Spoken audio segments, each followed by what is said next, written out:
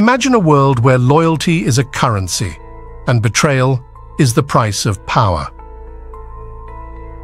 Welcome to the twisted tale of Carmine the Snake Persico, a man who slithered his way to the top of the criminal underworld.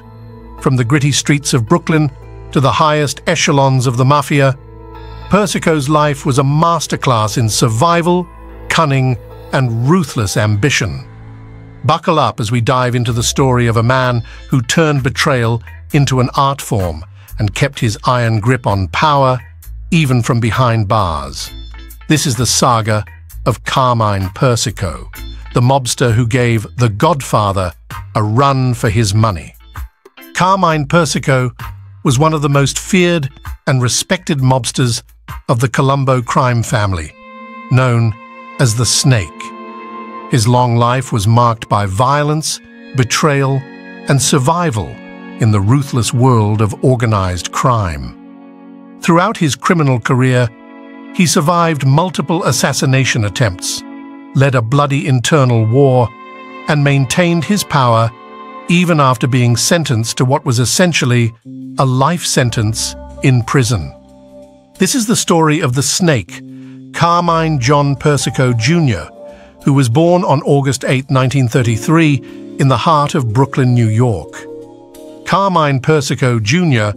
was the son of Carmine John Persico Sr., a legal stenographer who worked for various law firms in Manhattan, and a devoted mother named Assunta Susan Plantamura. He did not seem destined to become a feared and respected figure in the criminal underworld, considering his family led an honest, quiet, and respectable life.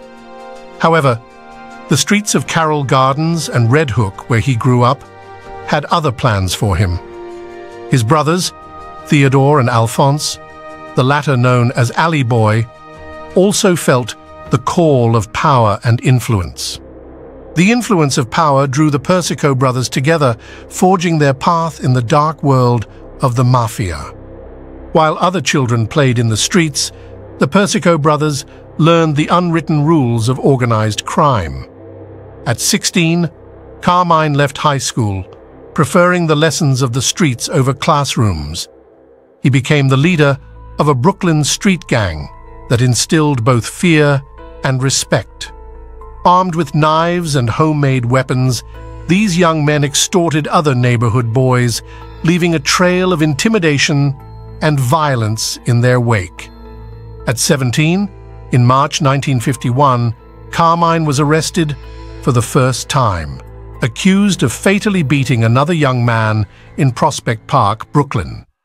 While this incident could have been the end for many, it was just the beginning for him. Despite the serious murder charge, all accusations against him were dropped, an early indication of his ability to evade justice, a skill that would become a constant in his life. In the early 1950s, at approximately 21 years old, Carmine Persico was recruited by the Profaci crime family, which would later become the Colombo family. This was a remarkably unusual achievement for someone so young in the Mafia world. His entry into the organization was orchestrated by Capo Frank Abbatemarco, who recognized Persico's potential and brutality. Abbatemarco played a crucial role in New York Mafia history as a captain in the Profaci family, controlling a lucrative illegal lottery operation in Red Hook, Brooklyn. Abbatemarco saw in Carmine several attributes that made him an interesting candidate for the family business. He was determined, astute, and willing to do whatever was necessary to rise through the ranks of organized crime. With Abbatemarco's backing, Persico began to integrate into the Profaci's criminal structure. He proved to be an effective enforcer and a natural leader, capable of handling both daily operations and conflict situations. With a blend of intelligence and calculated violence, Carmine Persico engaged in various criminal activities during this time, including extortion, robbery, and drug trafficking. He solidified his position and earned a reputation as one of the most feared members of the Ezi family. In October 1957, he allegedly participated in one of the most notorious murders of the time, the assassination of Albert Anastasia, the head of the Anastasia family.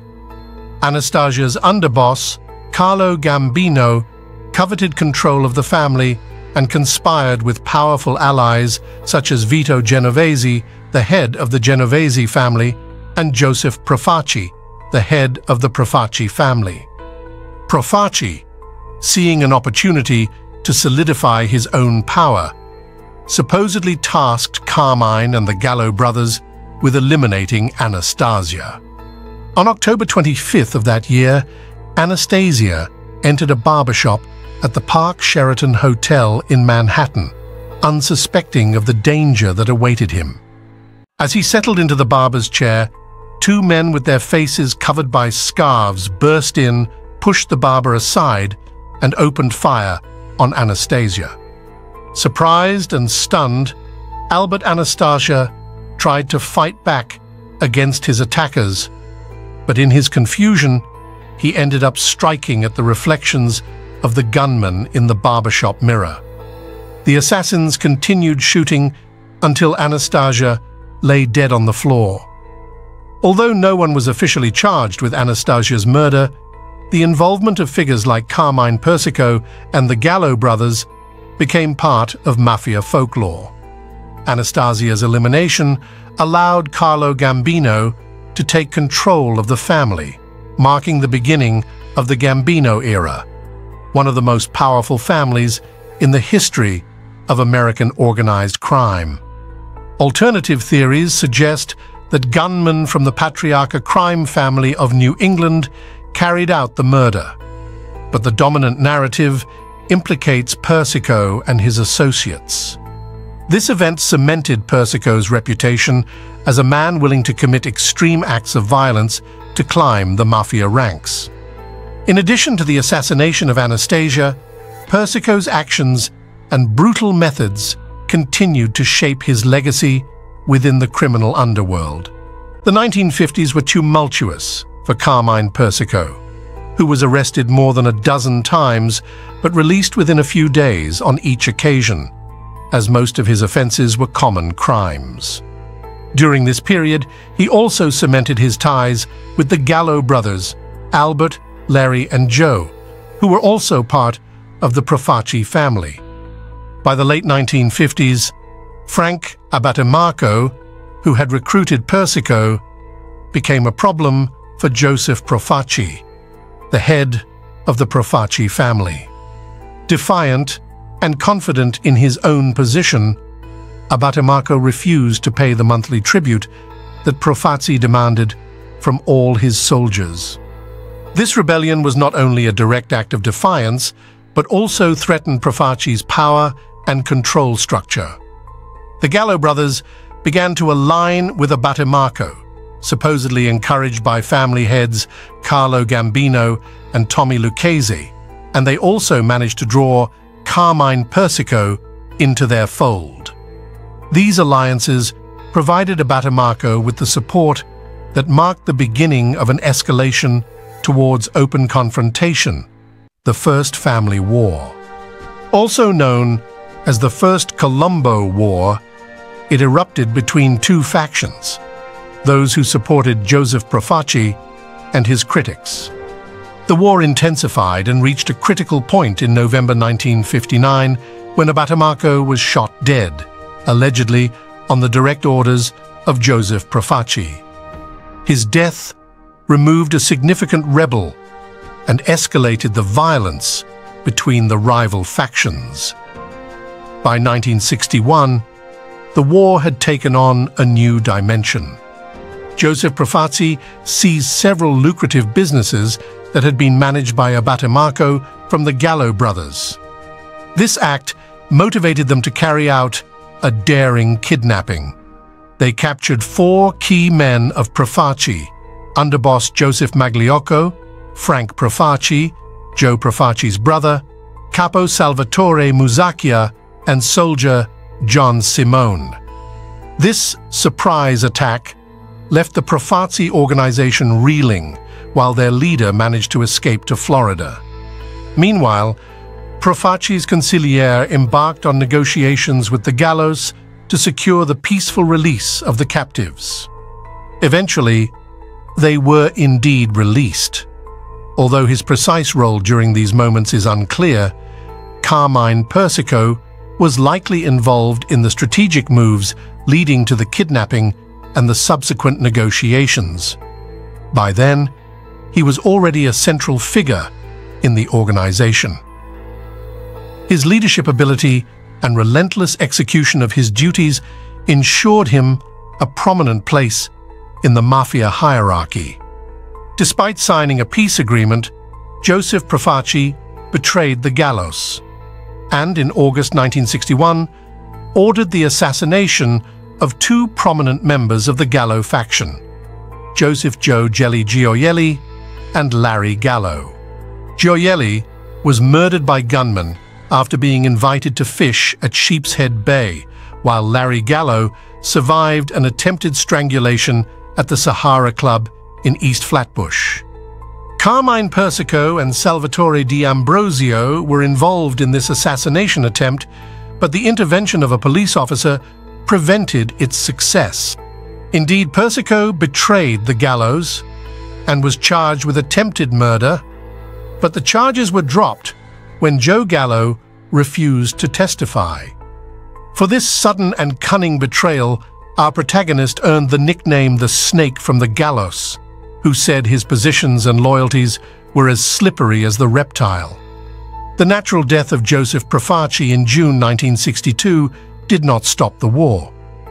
Joseph Magliocco assumed leadership of the family, but the violence continued. In 1963, Persico faced a series of violent events that marked his life. First, he survived a car bomb attack, a clear sign of the dangerous enemies he had made. Despite the explosion, he emerged unscathed, proving difficult to eliminate. In May of the same year, the Gallo brothers faction launched a direct attack on him in Brooklyn. During this ambush, he was severely injured when a truck stopped next to his car and two men opened fire, shooting him in the face, hand, and shoulder. However, he survived. It is said that after being shot in the face, he spat out the bullet that had penetrated him. This anecdote, though it may seem exaggerated, became part of his legend. Soon after these violent events, he was imprisoned on extortion charges. This incarceration wasn't surprising, given his history of criminal activities and constant surveillance by law enforcement. Despite being behind bars, his influence within the criminal family did not diminish. By the year's end, Magliocco retired after a failed attempt to seize control of the commission, and Joseph Colombo replaced him. Colombo, who had alerted the commission about Magliocco's plot, became the new head of the family, now known as the Colombo crime family. As a gesture of gratitude for his loyalty during the Colombo War, Colombo appointed Persico as a captain, securing his position within the new criminal organization. After his appointment, Persico remained active on the streets of New York, engaging in a variety of criminal activities, including labor racketeering, extortion, loan sharking, kidnapping, illegal gambling, and more. In the late 1960s, under Persico's leadership, his crew became one of the most profitable within the Colombo crime family. By 1968, however, he faced federal charges again, this time for kidnapping. He was ultimately sent to prison, where he would spend 8 years. During his trial, former mobster Joseph Valachi testified, a significant event, as Valachi was known for being the first mafioso to break the Mafia's code of silence by becoming a federal informant, a betrayal that shook the organization. Meanwhile, in February 1971, Joe Gallo had been released from prison. In June, Joseph Colombo was shot and critically wounded during the second annual rally of the Italian-American Civil Rights League in Manhattan, marking the start of the Second Colombo War. The shooter, Jerome Johnson, a former convict, was immediately gunned down by Colombo's bodyguards. Although Colombo survived, he was left paralyzed. Until his death on May 22, 1978, the Mafia believed Joe Gallo had orchestrated the attack due to his recent release and betrayal of the Colombo family. However, police concluded that Jerome Johnson had acted alone. By the end of the year, Persico was tried in a state court on 37 charges related to extortion, loan sharking, coercion, and conspiracy, all stemming from a loan sharking operation at a Manhattan fur store. On December 8th, a jury acquitted him of all charges when none of the 12 prosecution witnesses could identify him. After Colombo's shooting, underboss Joseph Iacovelli assumed the role of acting boss, seeking revenge. Albert Gallo sent a hitman from Las Vegas to a restaurant where Iacovelli, Alphonse Persico, and Gennaro Langella were dining. However, the hitman failed to recognize the mobsters and instead shot 4 innocent diners, killing 2 of them. This botched assassination attempt led Iacovelli to flee New York, leaving Carmine Persico as the new boss of the family. On April 7, 1972, Carmine Persico wasted no time in orchestrating the elimination of the Gallo brothers. Joe Gallo was gunned down by Persico's gunman while celebrating his birthday at a restaurant in Little Italy. This decisive blow removed one of Persico's main adversaries and further solidified his control over the Colombo family. Gallo's death marked the end of a turbulent era for the family and the beginning of a new phase under Persico's relentless leadership. His ability to survive and thrive amid such violence and betrayal cemented his reputation as one of the most feared and respected mobsters of his time. In 1973, Persico was imprisoned on charges of kidnapping and loan sharking, receiving an 8-year sentence. Before his incarceration, he took steps to ensure his power within the Colombo family remained intact. Supported by Langella, who assumed the role of underboss, and his other brother, Theodore Persico, Langella oversaw various corrupt family businesses, including control over several unions, ensuring the Colombo interests remained protected and profitable during Carmine's absence. In 1979, after serving his sentence, Carmine Persico was released from prison and wasted no time in reassuming leadership of the Colombo crime family. His release marked the beginning of a new era, characterized by firm control and shrewd strategies. Despite facing constant threats and subsequent incarcerations in the following years, he maintained his dominance over the Colombo family, proving himself a powerful and feared figure in the New York criminal world. In November 1981, while detained, Persico was convicted of additional charges of conspiracy and extortion, adding 5 years to his sentence. Nevertheless, even from behind bars, he continued to steer the family's business with an iron fist. By October 1984, Carmine Persico and other leaders of the Colombo crime family were indicted on multiple charges of organized crime in what became known as the Colombo trial. Upon the indictment's release, Persico decided to go into hiding. On October 26th, the FBI launched a nationwide campaign to apprehend him, soon adding him to their infamous 10 Most Wanted list. Persico hid at his cousin Fred DeChristopher's house in Hempstead, New York, unaware that DeChristopher had been feeding information to the FBI for the past 2 years. Caught in an undercover operation, De Christopher revealed Persico's whereabouts to the FBI, who then staged a fake manhunt to protect their key informant. He was finally arrested on February 15, 1985. In July, Persico pleaded not guilty along with 11 other New York Mafia leaders, facing a second set of organized crime charges in the so-called Mafia Commission trial. Prosecutors aimed to strike all crime families simultaneously, leveraging their involvement in the commission to dismantle leadership. As an interesting fact, during these trials, Carmine decided to act as his own attorney, believing his extensive criminal record provided enough material to defend himself. The other defendants disagreed, but he persisted. The trial revealed tales of betrayal and extreme violence. On November 17, 1986, Carmine was sentenced to 39 years in prison for his involvement in organized crime, kidnapping, loan sharking, and other offenses related to his leadership in the Colombo family. The judge who delivered the sentence praised his performance as his own lawyer, stating, "Mr. Persico, you are a tragedy. You are one of the smartest people I have ever seen in my life." Early the following year, the judge increased the sentence to 100 years, to be served concurrently with the previous 39 years.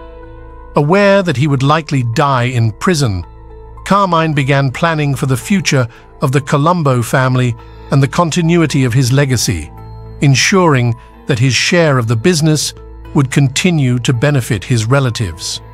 Naming his brother Alphonse Ali Boy as acting boss. However, Ali Boy was arrested shortly after for loan sharking and was unable to make bail.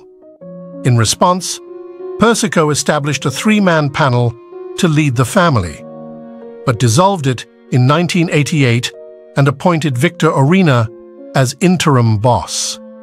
Although Orena had the authority to admit members and order hits, the incarcerated boss made it clear that he was only a temporary replacement until his son could assume leadership upon release from prison. By 1991, Orena grew frustrated with the leadership situation and constant orders from prison. Moreover, he was unwilling to relinquish control of the family to Persico's son. Realizing this, Orena decided in the spring of that year to solidify his position as boss in his own right. He asked Consigliere Carmine Persico to conduct a survey among the family's capos to gauge their support. However, Persico informed Persico of the plot. Enraged and vengeful, Persico ordered Persico to lead a team to eliminate Orena. On June 20th, a team of men approached Orena near his residence in Long Island, but Orena recognized them in the car and managed to escape. In the following months, factions loyal to Persico and Orena attempted to negotiate peace with the mediation of the Commission. Although the Commission recognized Persico as the legitimate boss, they chose not to directly intervene in the internal conflict of the Colombo family. On November 18th of the same year, the Third Colombo War erupted when William Cutolo, Orena's lieutenant, sent a team of assassins to attempt to kill Gregory Scarpa, a loyalist to Carmine, known for his brutality and ruthlessness in committing murders. This assassination attempt marked the beginning of a violent conflict between factions vying for control of the family, which lasted approximately 2 more years. Both sides exchanged multiple attacks, plunging the Colombo family into chaos. The unleashed violence prompted a strong response from law enforcement, who allocated significant resources to combat the killings and pursue members of the Colombo family mafia. This effort resulted in 68 indictments, 58 convictions, and 10 mafia members turning state witnesses, significantly weakening the family organization. By the end of 1992, Orena was convicted of organized crime and murder, receiving a life sentence. His conviction dismantled the belligerent faction he led, allowing the Persicos to regain absolute control of the Colombo family.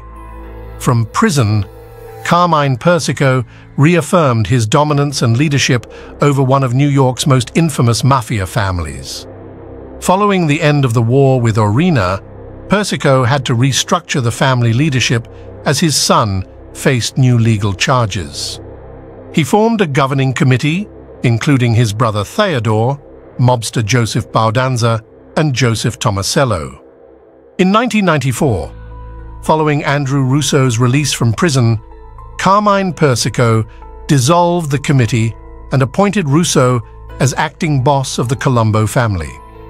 Russo, a trusted cousin and long-standing associate, had previously served as interim underboss of the family until the mid-1970s. However, Russo's return to prison in 1996 necessitated Persico to appoint his own son, who had recently been released from incarceration, as interim boss in early 1999.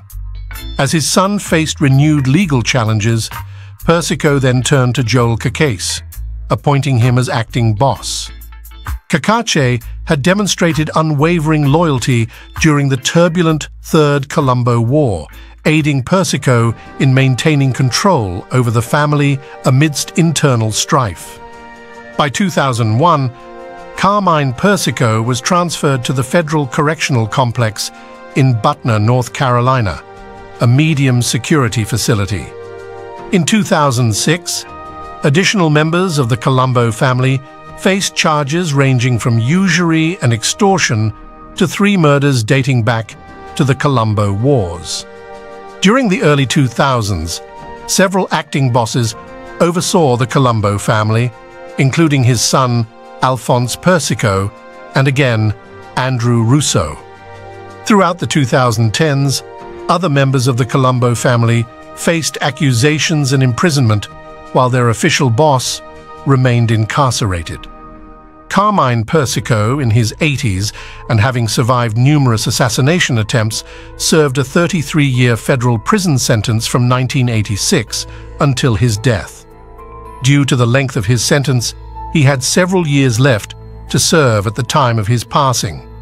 Finally, Carmine Persico, known as the Snake, passed away on March 7, 2019. At the time of his passing, Carmine Persico was 85 years old, confirmed by his lawyer, although the exact cause of death was not specified.